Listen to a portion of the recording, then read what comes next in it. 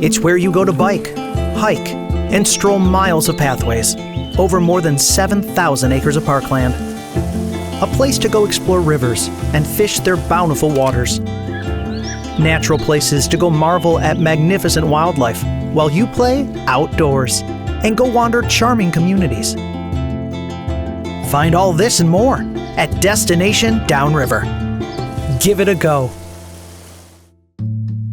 Today's podcast is presented by MarketInsights.us, with the podcast on YouTube produced by the City of Taylor's Media Center. Thank you for the generous support of our community sponsor. When your destination is beyond Downriver, let Martinson Family of Funeral Homes help you and your family.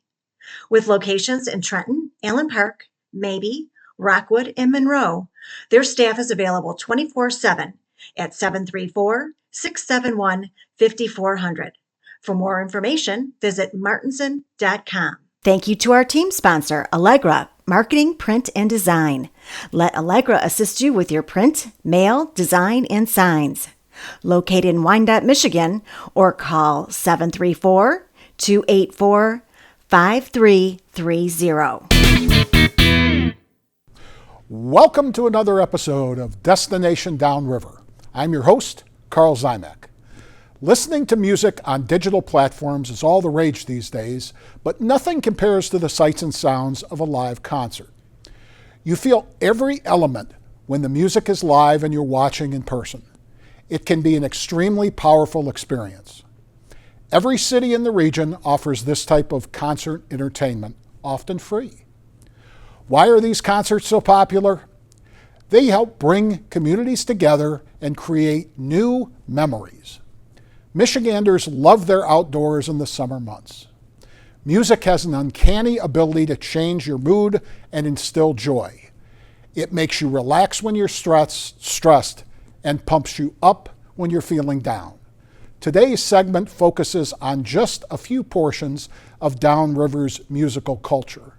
Our guests include Stephanie Davis, Events Coordinator in Lincoln Park, Todd Dickman, Recreation Director in Riverview, and our colleague Rich Williams, Destination Downriver's Program Manager.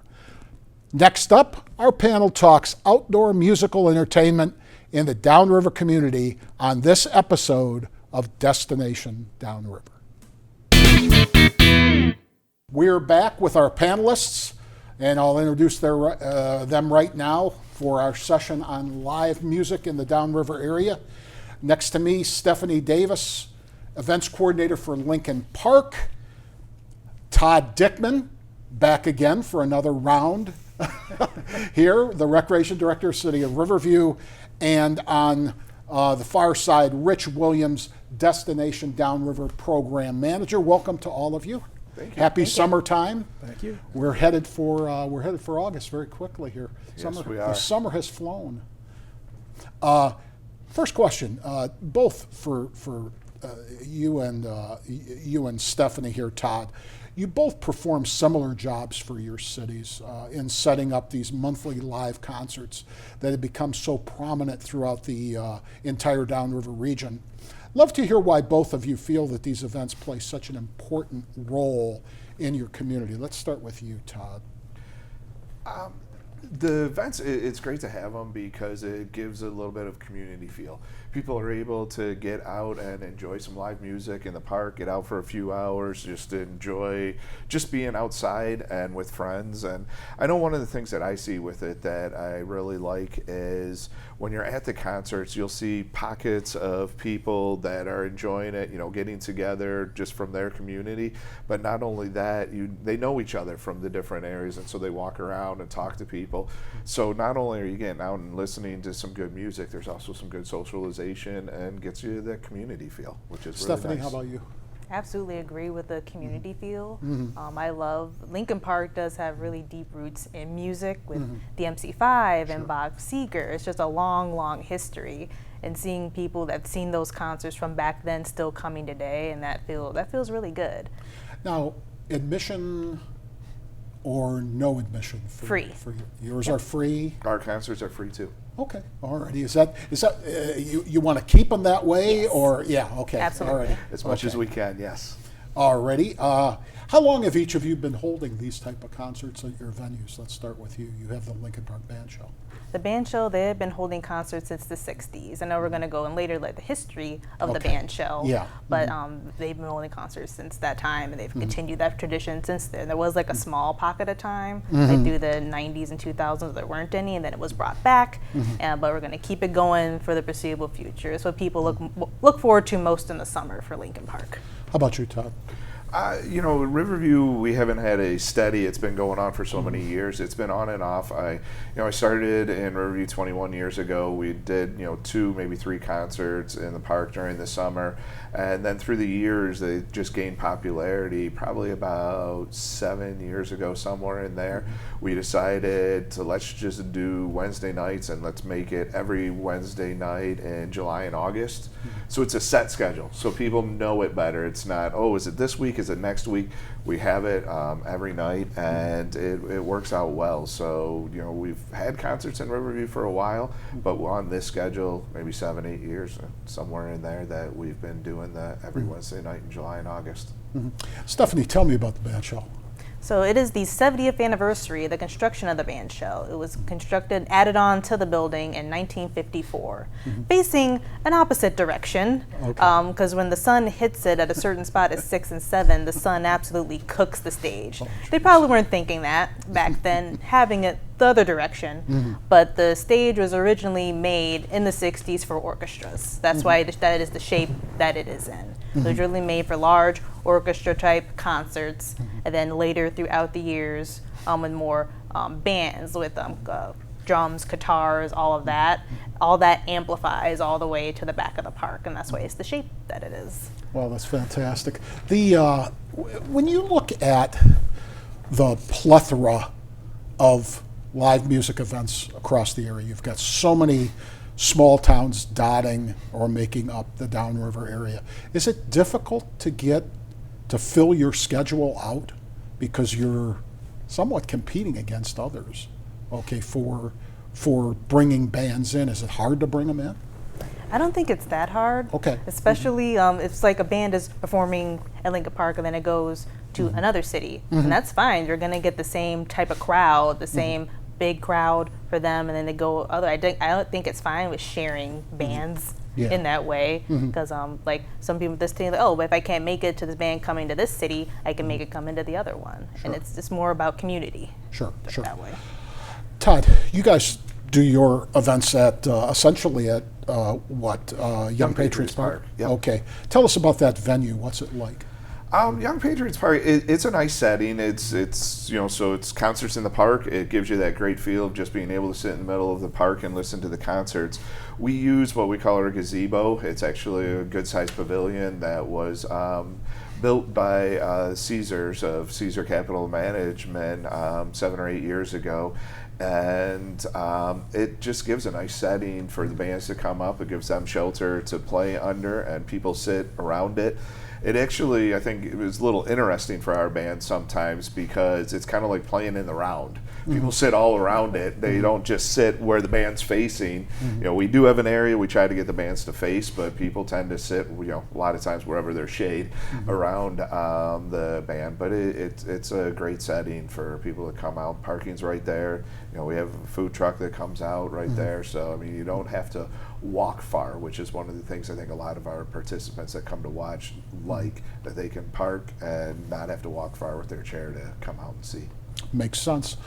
You guys shift over to the Highlands sometimes, correct? Yep, we do once a year. We do it, and that was actually this past Sunday. We went out to the Riverview Highlands for the concert on the course, which we always like to say it's our Pine Knob style concert. It gives you that. It goes. There's hills behind you, and you can kind of go up on the hill, and it's a great setting. You're on a golf course, so it's nice and green. It's just a beautiful setting around, and yeah, that concert was this past Sunday. We had the Transit Brothers and the Blues Brothers playing, and they were, great. They put on a great show that people really loved, and the golf course gets involved with being able to sell alcohol, and just it was a good feel. A lot of people came out. We probably had 500 plus people, which we were happy with for the show.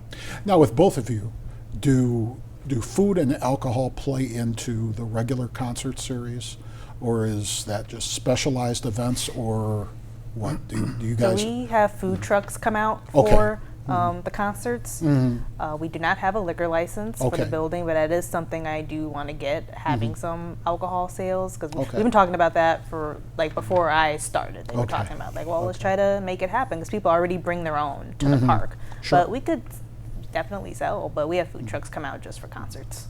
Now at Young Patriots Park, do you guys? It's kind of the same boat. We try to just try to have one food truck per week. Our crowds aren't huge, but they're nice sized crowds. We get 250 to 300 people for it. And we've talked about liquor license before, but it's just kind of in the same boat. It's been thrown around, but just never really went ahead with it yet. Size of crowds, what do you guys get in Lincoln Park?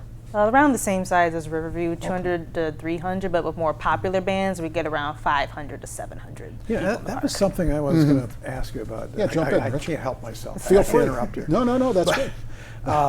It struck me going to some of these concerts that some of these bands have a following that they don't care where they're playing. If they're playing in Riverview, if they're playing on E-Course, if they're playing in River Rouge or wherever, they're going to follow them and go. It's not just residents you're finding. Do you guys find that as well when you book certain bands? Yeah, I mean that's like the definitely ones you had that yes. Sunday, for instance. Yeah, I mean definitely you have each band has their following. Yeah. And they bring in their people, and then we also have our group we have our people that come out every Wednesday night. So it's a nice mix every week of those that are your regulars that are there, and then the people that are brought in by the band.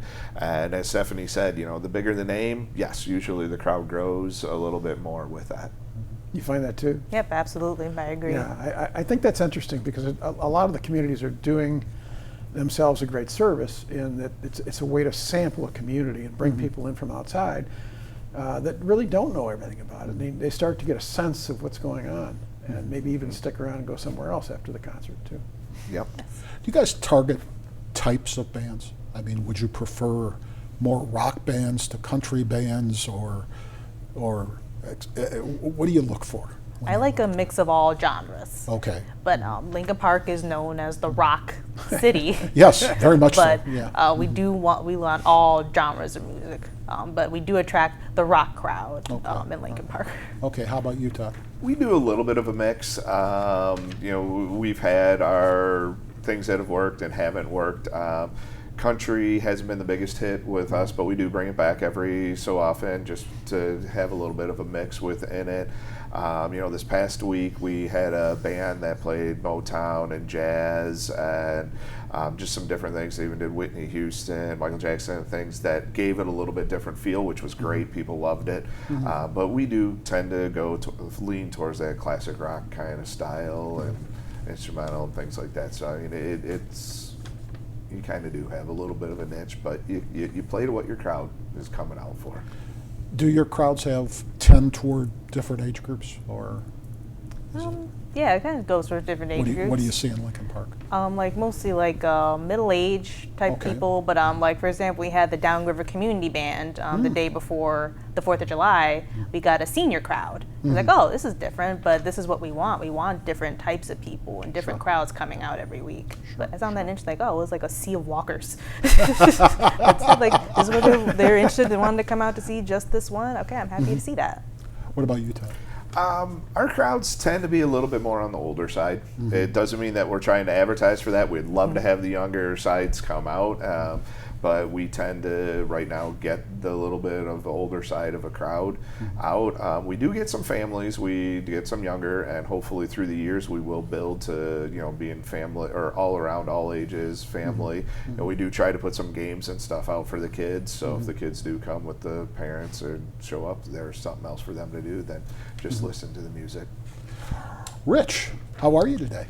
I'm okay. I want to wake you up over there.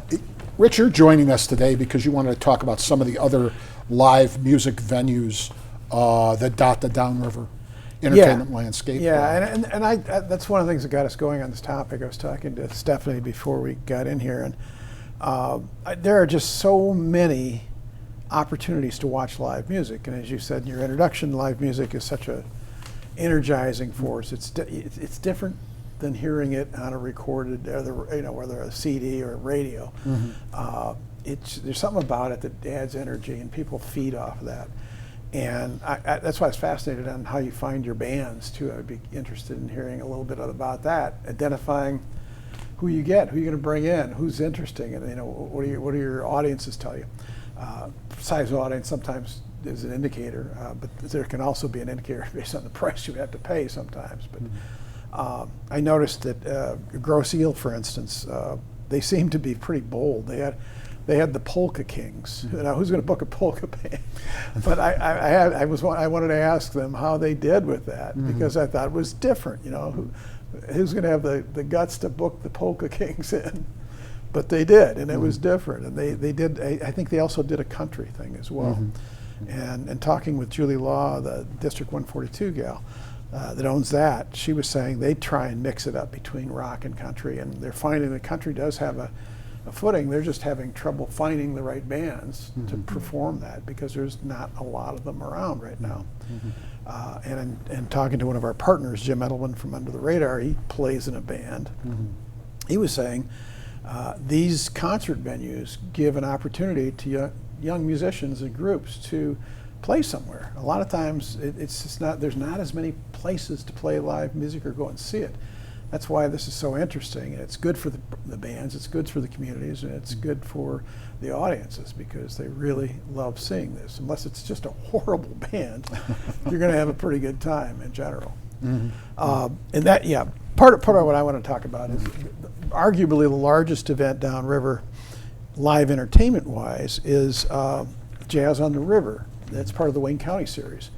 And I don't know if you guys have ever been to it, but that's a big deal event. They have national acts coming in there. And I had a list of them: Keith Ferguson, Lindsey Webster, Alex the flute guy, Zorchik, and friends. He's a Detroit guy. Phil Perry, Laura Rain, and the Caesars, Urban Jazz Coalition, which I believe is a local band, Jesse J. and Mayessa. I mean, these are people that have albums, they have national recognition, and you could not ask for a better setting with the river in the background in Elizabeth Park. It's a great event. It goes on for 2 days, August 3rd and 4th, which is coming up pretty quickly. And I just think that deserves a little airtime from us, at least, in that it just goes to underscore what a great place downriver is for live entertainment. If you want to go and come and see it, you got 18 communities, all of whom have concerts like you guys organize, which aren't easy to organize, I understand that. But they are community events that attract people from all over. And I think that's pretty cool. The other one is a new venue down here, and you were familiar with it. I thought that was pretty interesting. You're the right age. District 142 in downtown Wyandotte. There are a couple cities. Your city of Northville has one now. They're set up, they're smaller venues to watch live music. And if you like the concerts in the park, these are great ones to see artists that are some national, some local, but very high-end professional musicians doing their acts. And District 142 started bringing in people, I believe, a year ago in March. And they've pretty well established themselves as a real hot spot for especially the younger generation going in to find live music. And it's a great venue to go see that kind of stuff.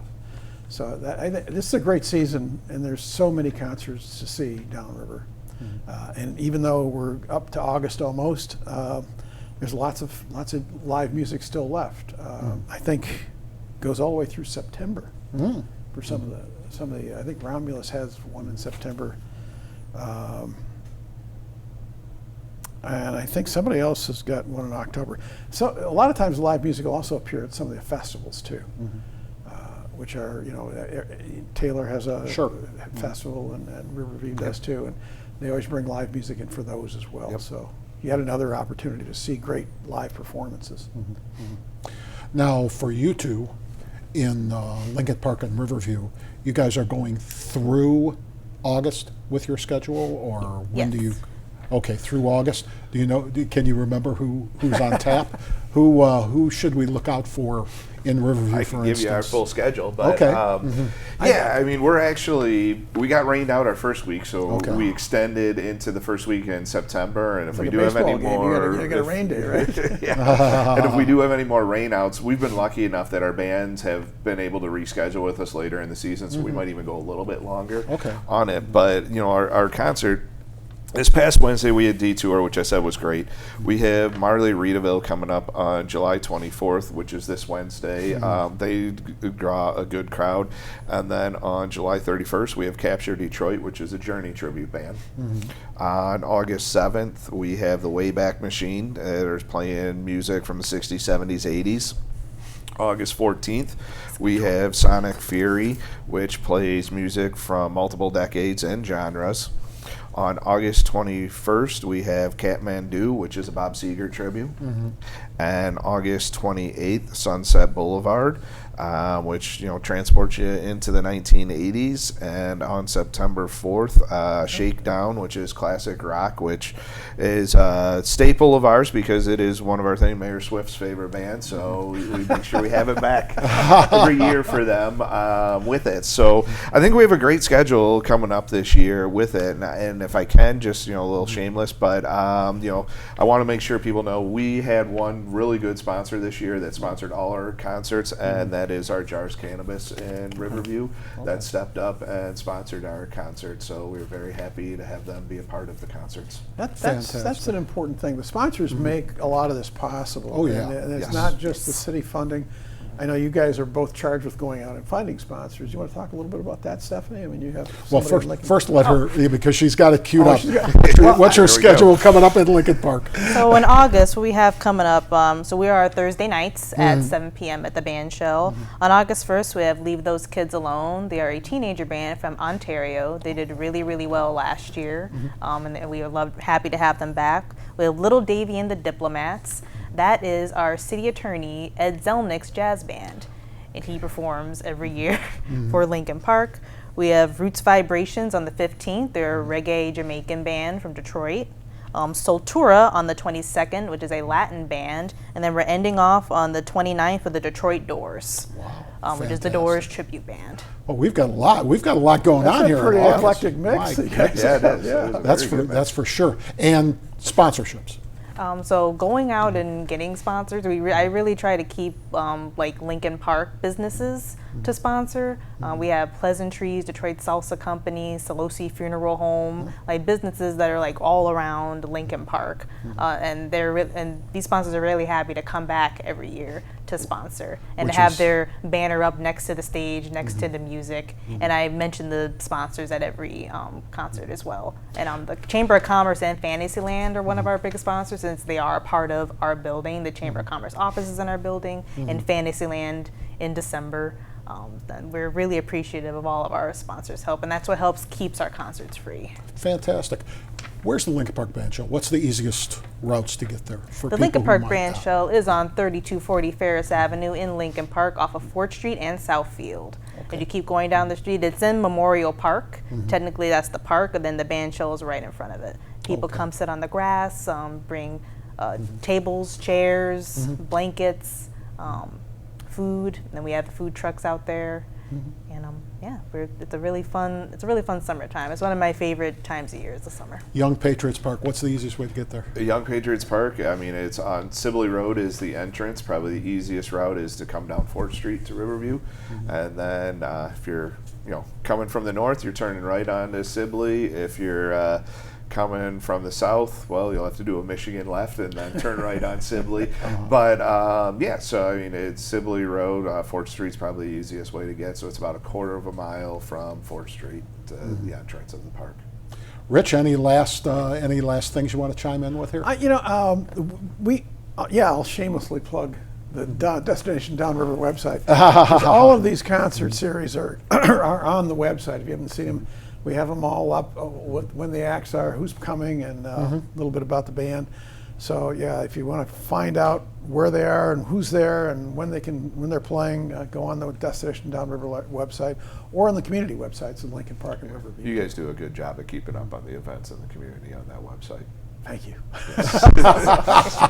It's Never very hurts. nice. Never hurts to get a pat on the back, right, Rich? That's right. That's for sure. Okay, that's about it for today's episode. Thanks to Stephanie Davis of Lincoln Park, Todd Dickman of Riverview, Rich Williams, naturally, our Destination Downriver colleague, for telling us about this. This a lot of fun in the summertime. You know, nothing like getting outdoors and listening to some good music. If you're interested in summer music events downriver, click on the summertime music area on the DestinationDownriver.com website, as Rich just said, or visit Destination Downriver's Facebook page. For Samantha Rickert and Joe Camilleri behind the scenes, I'm Karl Ziomek. We'll see you next month on another episode of Destination Downriver. When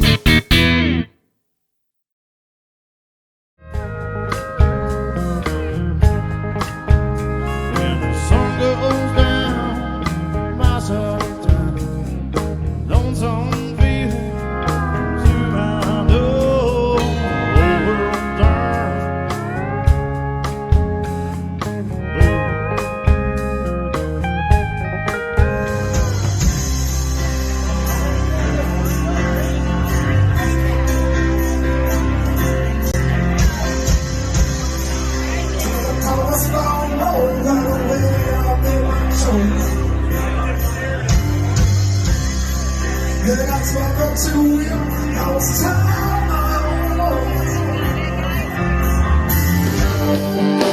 She didn't have to say a thing.